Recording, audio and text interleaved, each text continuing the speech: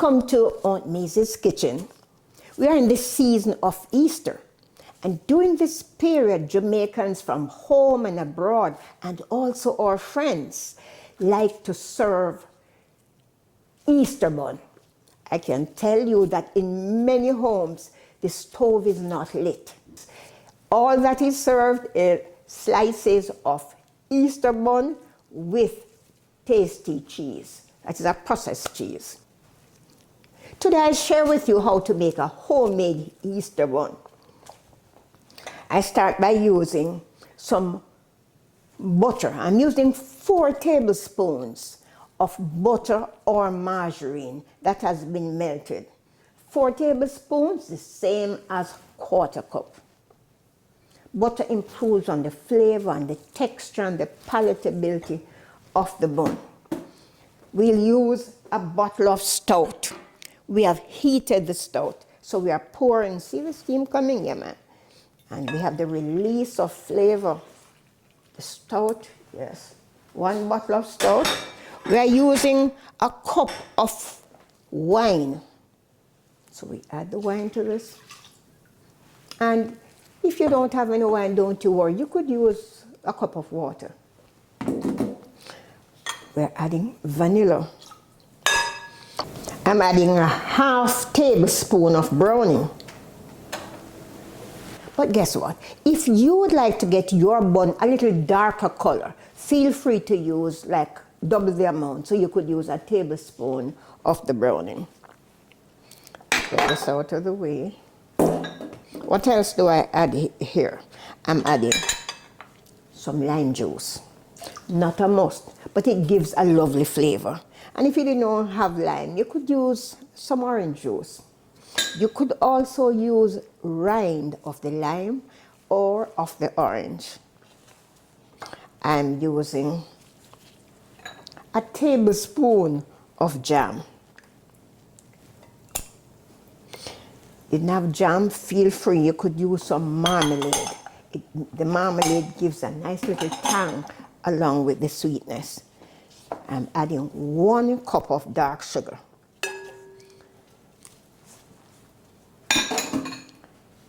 If you didn't want to use dark sugar, guess what? You could use some wet sugar. And wet sugar gives you a moist bun. And it never cracks on top. A beautiful bun it gives you. I'm adding molasses.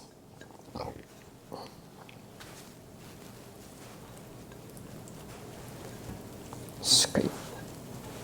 And this is just about 1 tablespoon. Lastly, I am adding 1 beaten egg. I grew up in the old school, and teachers taught me that when you use eggs, you should remove the eye. Another name for the eye is the chalaza. But that is really optional. If you want to remove it, feel free to. But many of us will just use the whole egg as is. Scrape out everything.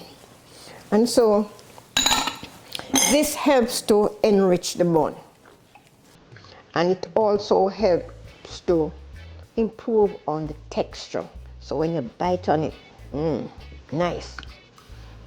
So we have combined the liquid ingredients, and we set this aside a little. Coming back to it very quickly. Here we have the dry ingredients. I have 3 cups of all-purpose flour. And to that, I am using 3 teaspoons baking powder. 3 teaspoons, the same as 1 tablespoon baking powder. I'm adding freshly grated nutmeg. I'm adding a teaspoon and a half, 1.5 teaspoon, the same as 1/2 tablespoon of cinnamon powder. A 1/4 teaspoon salt. And we mix this for the even distribution of the dry ingredients.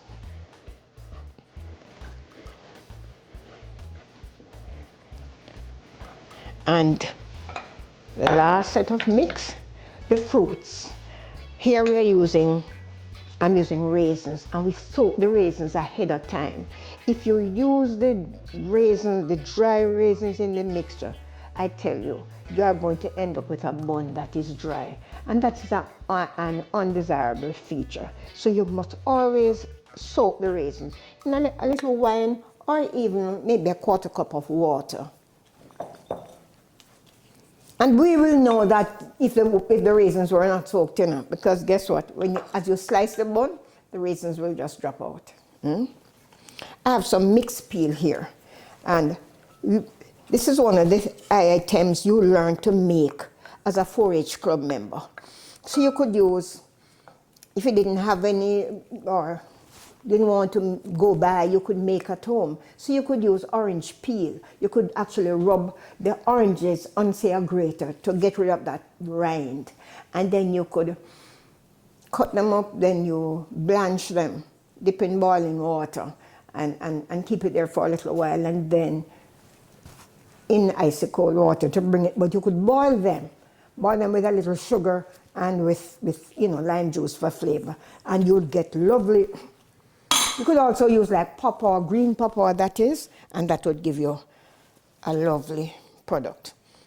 Some of us like to add cherries. I like to add cherries, and I like to add the cherries whole. So when you fold it in the mixer, so when you're finished baking and you cut the bun, you cut across a whole cherry. Some of us like it like that. So this is what we have. So we get this out of the way. We're going to add about a third of the flour.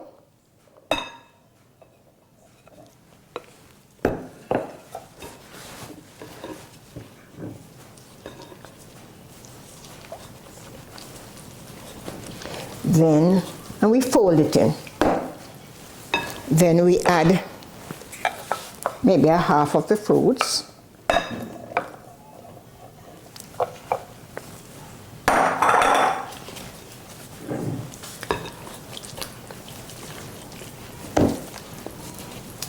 We could add some more flour now.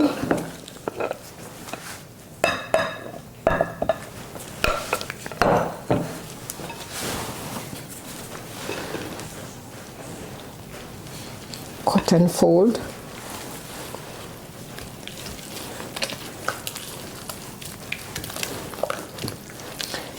Add the remainder of the fruits.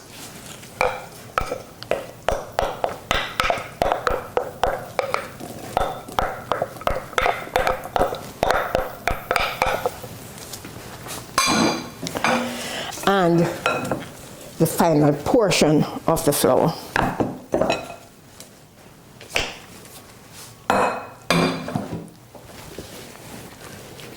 Cut and fold.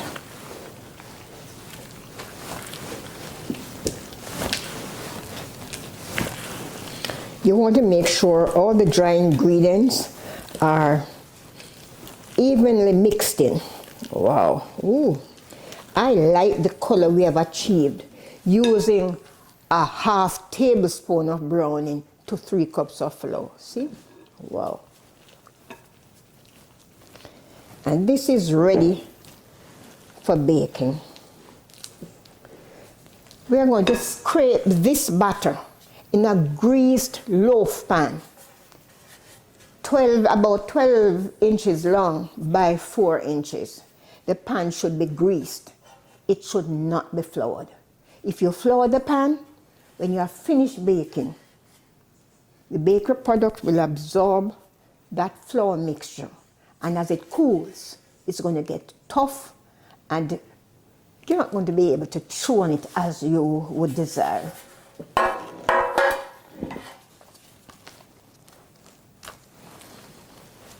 So we're going to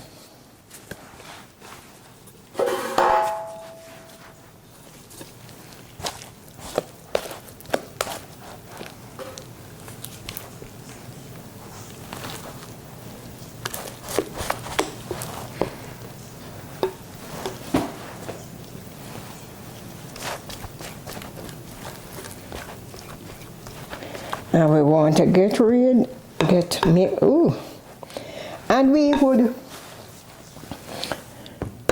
I should tell you that this pan is a little smaller than the desired pan that I recommended, 12 by 14. I think this might be about 10 by 3 or thereabout.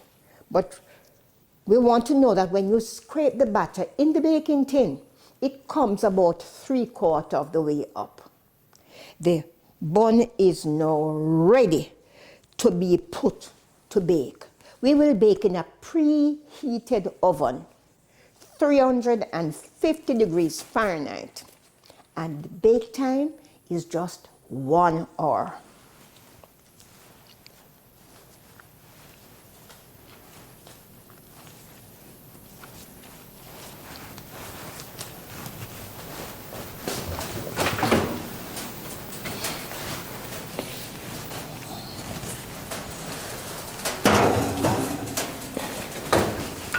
I should also tell you that I placed a pan of water in the oven.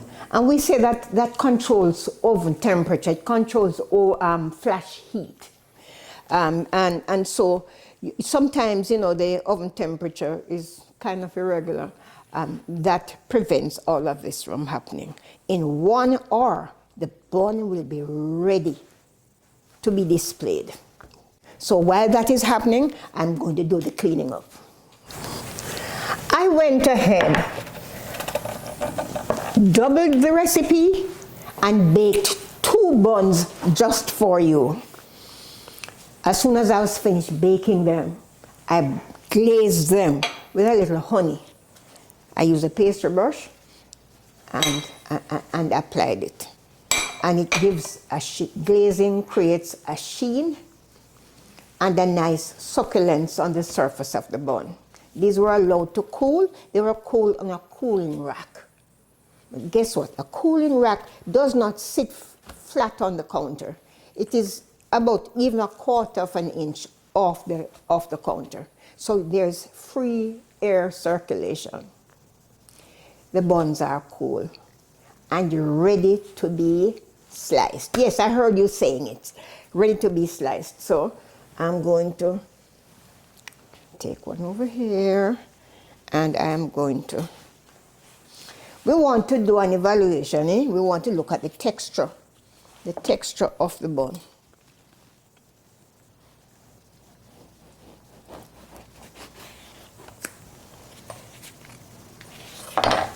See?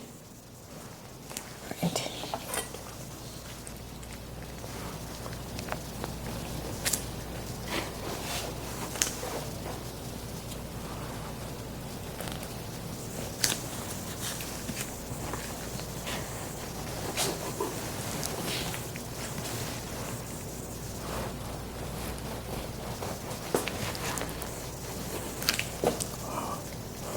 And I'm cutting maybe one more slice.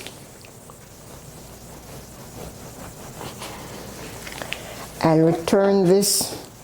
We want to do a bun and cheese sandwich, eh? Right, so.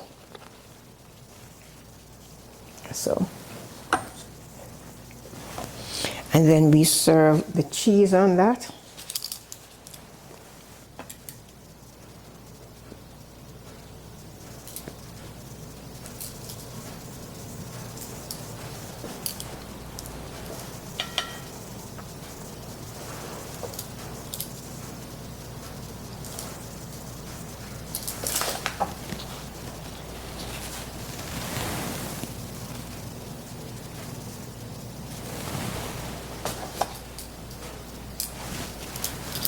You could leave this to serve the others.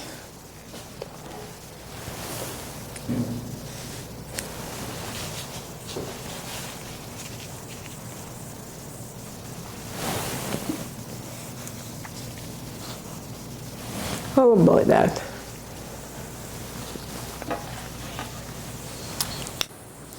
I hope we were able to share with you the techniques in making this homemade Easter bun. And we hope that you will prepare the bun and share it to your own family.